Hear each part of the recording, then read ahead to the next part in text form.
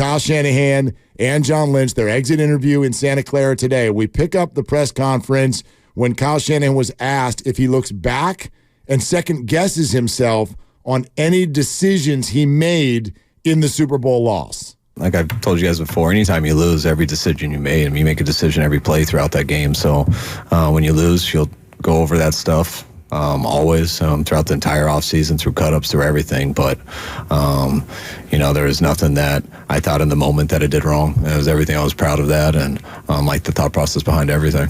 What are your thoughts on the defense this season and how Steve Wilks did as coordinator? I thought they're one of the reasons that we got this far. I thought they did a number of good things. They did a lot of good things in that game, too, just like our whole team. Our team did a bunch of good things this year, but came up short in the last game. How of Drake Greenlaw getting hurt, how that played into the defense later in the game? I can't tell you exactly, but when you lose one of your better players, it definitely doesn't help. So not having Dre out there was definitely huge, but they're missing some guys too. Yeah, I think Oren was fantastic. I'll say that. Oren stepped up in a big way, as did Demetrius Flanagan-Foles, and I thought they were tremendous. But when you got a guy like Dre Greenlaw, he's an impact player. So does it have an effect on the game? Of course it does. On Steve Wilks, have you guys spoken? Well, to his stage and the stage in his career and where you want the team to go, is there any reason to think he won't be back next season? No, that's stuff that, we'll talk about a ton as this week goes. We'll talk about a ton in the offseason. where we want our team to be, our defense, our offense, special teams, and that's a lot of conversations, a lot of film, a lot of personnel or salary cap things we got to discuss, drafts. So, no, we're just haven't even watched the game yet, to tell you the truth. Well, John, a few of the players that we talked to expressed that of all the deep postseason runs, not ending the way you wanted them to, this one hurts them the most. Would you say you guys feel the same way? And if so, can you kind of pinpoint why that is? Because we lost the Super Bowl in overtime. That's the one would be tied with it is another Super Bowl. And behind that, you'd put NFC championships. But, everyone's goal is to win the Super Bowl, and it's great when you win playoff games. It's great when you win a championship and you get there. But getting the Super Bowl, going through that, with your teammates and your families and just the whole process of it. It's always, I don't know how many people know about it, but it's not fun to go and lose. I think the other part of that, it's fresh. And we went to great lengths. In 19, we had this opportunity and fell short. And, you respond to that in such a way, okay, how do we make our team such that we can, when we get here again, this is ours. And so you put all those things in, and that's primarily, is it the talent of our guys? Absolutely, but it's the spirit, and we had a bunch of high character guys that were made for this moment, and so to come up short, that's difficult. And I think you got to hats off to the Chiefs, to Andy, to the organization, and they got a pretty special guy, at quarterback, and he's tough to beat. And we've got to live with that for a lifetime. But I think knowing how good this team was, our team, and to have those chances and not to come up, that makes it very difficult. John, what kind of plan is there for Brandon Aiyuk this offseason, and is extending him a top priority for you? Yeah, you have to prioritize all these things. Brandon's entering his fifth-year option. Brandon's been a fantastic player for us. Kyle calls him a warrior all the time because of the way he goes out and competes, and that shines through anybody who, whether you're a trained eye or whether you're a fan, you can see the passion he plays with. You can see the production that he's had. We're extremely, prideful in what he's become, and he should be as well. And so, your team is comprised of guys, veterans who've been paid very well, of guys who want to be played very well. We got one guy on our team who, is pretty prominent, who can't be played very, real well right now because the CBA doesn't allow. So it's all one big puzzle. We've developed a good cadence over the years, Kyle and I, where he focuses on the season. We do all the planning, and then we present things to him, and we work through it. And that's what we'll continue to do. But, of course, you want a guy like Brandon Aiyuk to be a part of you going forward. The team's going to change over the course of the next coming year. What are you going to miss about this particular group of guys? Is there a way to, I don't want to say replicate it, but can you get that back for the next group? You always got to do it again, start it over. But and we had a real good team. I felt, similar almost every year. 19 was a pretty special year, just how we played throughout that whole year. And similar in the way that, I thought one of the hardest things after the game is just watching how much everyone hurt for each other. I mean, guys are hurt for me, I hurt for them. You see your families, you see how much they hurt for you and stuff. And I think that's what was real special about this group. Like, we had so many guys who were playing for stuff above themselves, and not to mention how talented our guys were. And so I think that's what I'm going to miss the most about it. I think that's what our guys enjoyed the most about this year. I think they would echo that same thing. That's not something you can just make up, but that was pretty special. And I think you've heard our guys talk about it a little bit. But I also know a lot of those special guys are going to be here next year. You don't just pick up right where you left off. You got to go through some stuff. You got to go through an off season together. We got to grieve this a little bit and then come back stronger from it. But can't wait till we get to what I told all the guys. I know I'm going to see everyone in volunteer phase 1, just pumped up, ready to go. So we'll see them then. I know you said you haven't watched the film, but to go back to the third 5 at the end of regulation, the third and 4, I think it was in overtime. Yeah. What went wrong with the protections there, if anything? Yeah, there's some confusion. They brought up lists, some mistakes inside, just not getting the right guy to the right spot, and brought a hole up the middle. You already answered this. I couldn't quite hear Matt's question, but is Steve Wilks coming back next year? I haven't talked to anybody yet, so yeah, I expect all our coaches to be back. You called timeout. 2nd and 6, like 2.5 minutes left in overtime. Did you see something you didn't like? Oh yeah, I didn't like the look they were in, and one of our players looked a little gassed and didn't think I was going to use them all right there, so I thought that'd be a good time to use one. Is it a challenging thing for a coach to get guys to pick themselves back up after something like this and do the things you're talking about? Is that a different type of challenge? I mean, it definitely would be if we had to do it right now. And that's why guys need to get away. This is real. You do have to grieve this. It's but I mean, our guys, 1, they have jobs to do, just like we do, and 2, I think our guys really are passionate about their jobs and enjoy football a lot. So I think our guys are going to be hungry as ever coming back from this, just like they were as hungry as I've ever seen a group of guys coming to last offseason after our offseason in Philly finished the year before. So when you got guys who really love what they do, that's what brings that passion, and you just got to put together a group of guys that are also good at it. Well, you said you hadn't looked at the game yet. When will you do that? Usually when I'm ready to or when I have to. That might be. I don't think I have to anytime soon. So, but I'm not really ready to right now. We got home last night. So I just hung out and watched Griselda Blanco with my family. It was pretty cool. It's hard because I don't feel like usually I watch sports or read something on my phone, and I don't really feel like doing any of that right now. So I got to catch up on some movies last night with my family, and then came in today and just really talked with players and stuff, and just got to say bye to a couple guys, which I'd love to say bye to everyone, but I can't talk to 60 people before this press conference. So we'll see if there's any people lingering here till probably 7 at night. But that's really what we do these 2 days, and I'm sure I'll come in here. It'll be a little bit quieter over the next couple days, and I'm sure I'll turn it on pretty soon.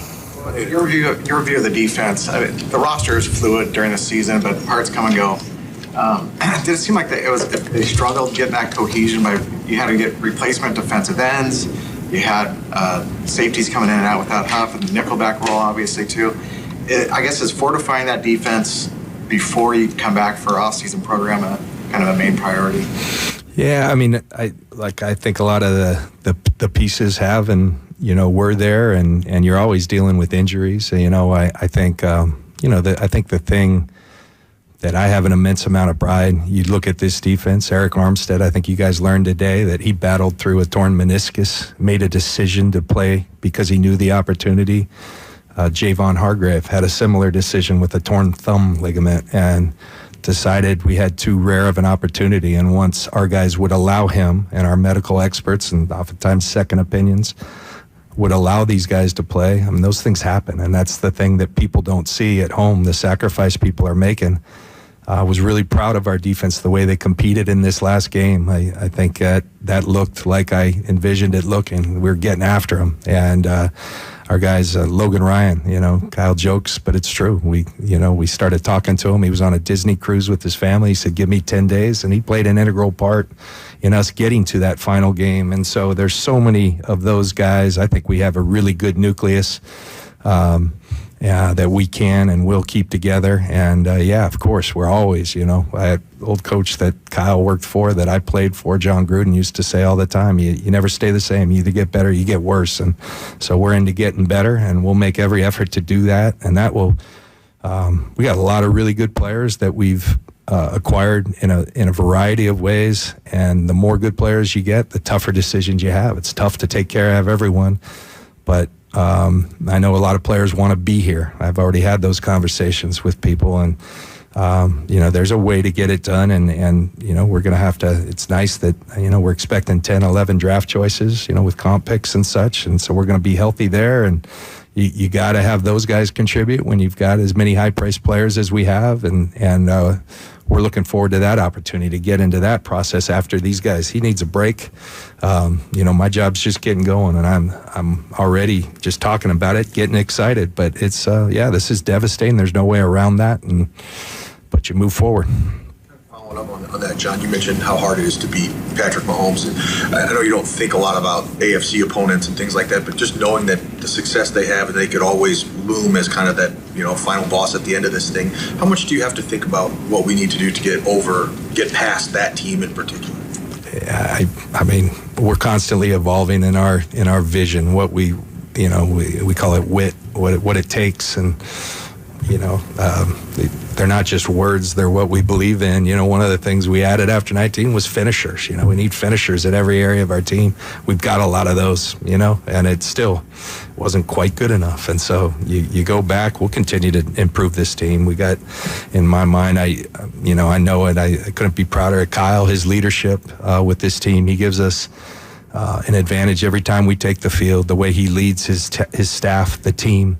Nobody else I'd rather work with, and I'm right here for him and with him. And we came in here talking about wanting to compete and win championships. That hasn't changed. It's only gotten stronger, and I believe we've got the core and nucleus and people to get that done.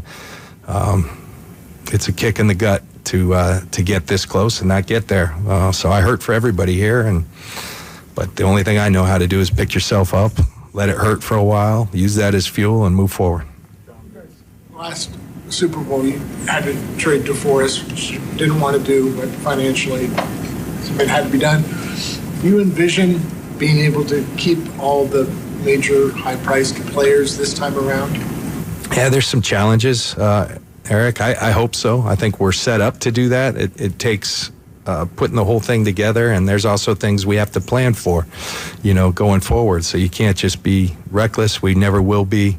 It goes back to the draft being so critical, because those guys, making and contributing to your team are very critical, but it goes back to the whole piece. So it's early, we've been obviously looking and planning for these things. Now we get to include Kyle and his staff on those talks, and we'll have a great plan moving forward.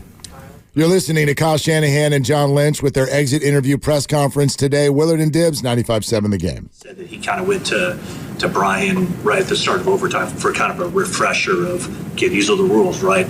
Was it important, do you think, for the players to know the new rule as it pertains to overtime in the playoffs? Well, yeah, I mean, we did say, and we told everyone as we were waiting for the coin toss, hey, review everyone with them, make sure they're sure before we go out. So we asked the position coach to do that, but I didn't cover it in a meeting on the Super Bowl week. I don't think that changes anything. We did it with our analytics department. We decided that going into the playoffs. I think you guys know how I've explained how I make decisions with that stuff in the past. I take all the information I can get, especially ones I haven't been in, and our analysts felt that was the best way to go. But as you guys know, I don't always just go with that. I take into account what they say, what they think is right, and then I go off my gut in the heat of battle. And I knew what they felt going into it. And when I think about that during the moments I have to make the decision, I think the type of game it did match what they felt was the best way to do. It did seem more like a field goal game. and our defense had been out there for a real long time right before that. So I didn't feel at all to override that at the time. Some other context, I believe we just closed, I think it was 11 play drive that we just closed the game with. And when you're playing Mahomes, you're chasing him a lot, so there's a lot of effort that's expended. I think, the context from there is you need some time to get fresh. And so all those things play into it. And those were sound decisions. Decision that was made during the week, basically. Yeah, analytic decisions are made on a piece of paper, so you can read that and understand math and what they think about going off that. But I always make it in a heat of battle with that information. And if it was like the Super Bowl the year before, the one that seemed more like a shootout, I think I might have felt a little bit differently. But having that information going in and the way ours was going, I didn't feel differently. I felt accurate with what they had recommended. Given how the flow of this season went and a lot of the pressure the Chiefs generated in the Super Bowl, is your early inkling that one of the priorities this offseason will be to invest in pass protection and fortify that part of the team? You want to invest in wherever you think makes you the best team. You can sit there and load up on O-linemen and draft them 3 years in a row and go spend on free agents and then not have any people score touchdowns and things like that or rush the quarterback. You can do a lot of that type of stuff. It just depends how it goes. But in that game, I didn't feel like we were struggling just blocking them. I think we missed a few blitz pickups, which that's what they do. I think that's why they're second in the league at that stuff. That doesn't always come down to O-linemen. That comes down to kind of hot throws, things like that. But no, you're going to always try to upgrade at everything. But that's when all these discussions that go into it, like trying to upgrade to just beat that team or anything like that. When you look at football and the way it works out and the amount of games that you play to get in the playoffs and just 2 or 3 playoff games to get to the Super Bowl without there being a series to play. You think of what are your options? What team do you have? How can you get better through the draft? How can you get better through re-signing your own players? How can you get better through free agency? And what does that affect years to come? And you look at that every single year and you try to become the best team possible with the situation that you're in. You don't just say, hey, we're upgrading here this year. You got to make sure that's available. And if it's not, then you get stronger in a different area. There's lots of ways you can win. You just got to keep trying to find that way. Much of this falls on a quarterback to deliver a Super Bowl. So what did you take away from how Brock handled the Super Bowl and how he handled the aftermath of it? I thought Brock was unbelievable.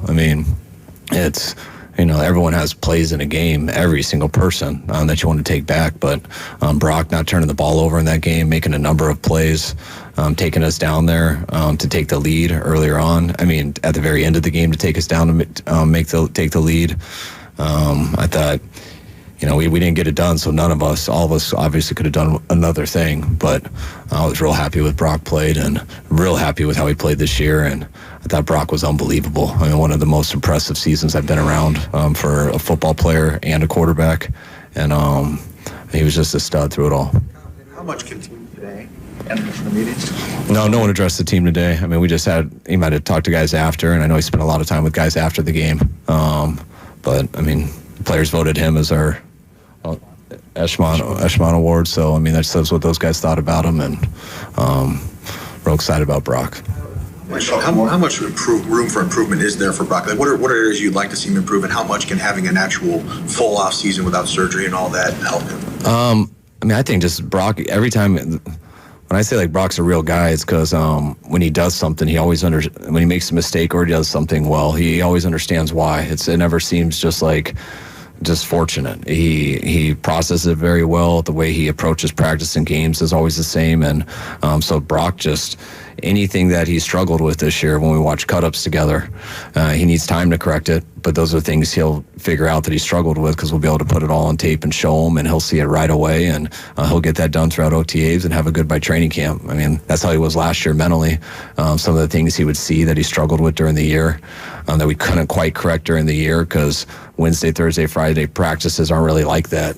It's hard to develop some of that muscle memory and things. You're just trying to get through the game plan and get ready for a new defense. But I remember last year when he saw some things and he would just be like, man, now I see it all together. I'll be all right when I come back. And we didn't know because he was hurt, but by the time he got in training camp, he had it solved. You do it in your backyard, you figure it out. It's got to click though, and you got to see it and you got to feel it. And that's what was so cool with going through it with him last year. 4 years ago, you guys concluded that you couldn't keep two high-priced defensive tackles on the team at the same time. You could have a scenario where you've got two high-priced wide receivers. Have you thought about the kind of long-term having two guys, making top dollar? I think that was hard. We could have had two. There's always give and take, and we were trying to have two. But then when we realized when we have two high-priced D tackles, we're going to have to lose two other players and a draft pick. And so it's balancing and all that out. I mean, you can figure stuff out, but then what's the risk of that? What do you lose? And that's why everything ties together. That's why they've gone through 1,000 different scenarios over the last 6 months, over the last 2 years, what's 2 years ahead. But there's no hey, you can't do this, you can do that. It's which way do you want to go? And whatever way you want to go, that'll be a huge advantage, but also you got to take away from it another spot. And that's how you balance that out. And you don't balance that out till you know all your choices. Well, if we do this, what can you go a different way? Is there a player available in free agency that would allow us to do something different? Is there a guy in the draft? Are there a few choices? So if there's one guy there you can't do, it's all that plays into it. And that's why those are discussions that don't stop until you really got to make those decisions. Last one. I'm sure this isn't a surprise, but people say, well, now it's proven you can't win the big one. But Andy Reid couldn't win the big one, and your dad couldn't win the big one, and there are a lot of coaches that were like that. Does having that perspective of history, particularly family history, help, or do you even worry about the perception? You'd love to fix perception, because I would love to win one for what I know about football and stuff. And I know if I fix perception, that means I did everything I wanted to do, which isn't fix perception. It's win a damn Super Bowl. But I also know, when you say big games, we've got to win a bunch of big games to get to Super Bowls. We've won a lot of big games here. We've won a lot of big games to get into playoffs. The fact that we keep getting there shows you guys how much we've been win games or big games, and I think you guys are aware of that. But it's, these two Super Bowls have been tough, losing to Kansas City. But to think that if we win that means I can win a big game. No, that means our team won the Super Bowl. That's what I understand. You guys can have any narrative you want, but the success or the failure, it comes down to one game. And I hope that I can be a part of a team that wins a game at the end of the year. But to say that the Niners can't win a big game, it would be an extremely inaccurate statement. Okay, there it is from Kyle Shanahan and John Lynch.